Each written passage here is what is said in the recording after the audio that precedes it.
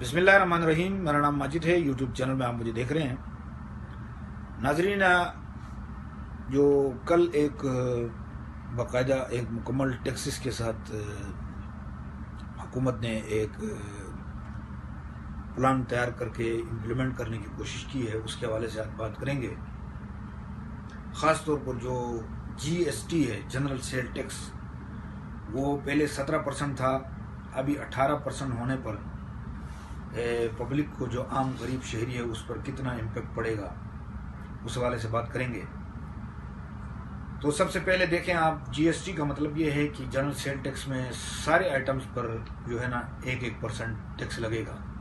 अगर आप घर में दाल, चावल, टूथपेस्ट, साबुन, जो भी अशिया लेंगे आप, तो उस पर 1% आपको टैक्स लगेगा। तो इसी तरह अगर फॉर एग्जांपल आपको 50 आइटम आप परचेज कर लेते हैं, तो उसमें आपको तकरीबन 50% का ये टैक्स होगा।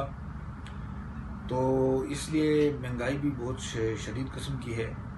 और उसके अलावा एक और बात है कि जो फॉरेन रिजर्व्स हैं हमारे पाकिस्तान में, तो कहता हूँ कि पाकिस्तान जो है ना गैर एलानिया तौर पर इस वक्त डिफ़ॉल्ट हो चुका है। डिफ़ॉल्ट का मतलब क्या है? डिफ़ॉल्ट का मतलब यही है कि आपके पास जो रिज़र्व हैं वो कम है, जबकि आपके पे जो आपने पे करना है, जो आपने अपने क्रेडिटर्स जिन्होंने आपको पैसे दिए हैं उनको पे करना है। पे की भी, दुबई की भी, चाइना की भी जितनी अमाउंट्स उन्होंने स्टेट बैंक में एज अ गारंटर के तौर पर अमानत रखी हुई है, उसको हटाए तो $3 बिलियन हमारे हैं।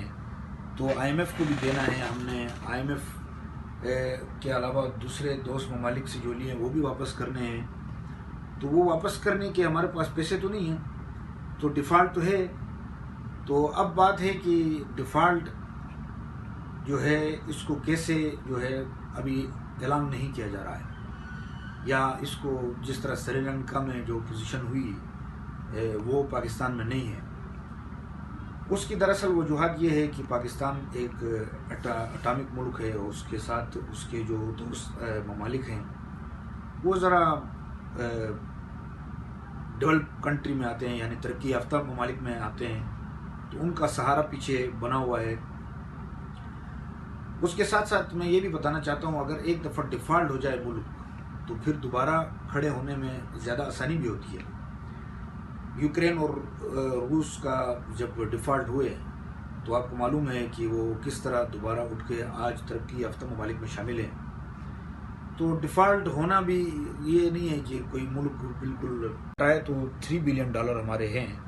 तो IMF को भी देना है हमने।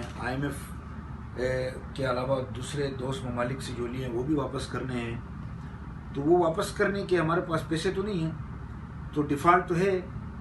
तो अब बात है कि डिफ़ॉल्ट जो है इसको कैसे जो है अभी ऐलान नहीं किया जा रहा है, या इसको जिस तरह श्रीलंका में जो पोजीशन हुई वो पाकिस्तान में नहीं है।